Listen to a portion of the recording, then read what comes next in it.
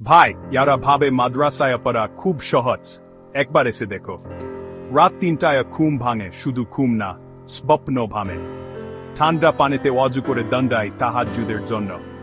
নামাজ শেষে এক পারা মুখস্থ করতে বসি আখি বাড়ি হলেও আয়াতগুলো মন শুনে দিনের বেলা হাদিস তাফসির ফিকা হিফজ গভীর মনোয়োগ ফুলের ভাব শিক্ষকের করা দাসটি কিন্তু ভালোবাসা ভরা বিকেলে ক্লাস শেষে আবার মুরাজা আর রাত মানে অস্থিরতা অনুশোচনা আবার পড়া আবার সংশোধন চোখে ঘুম নেই মুখে ক্লান্তি তবু মনে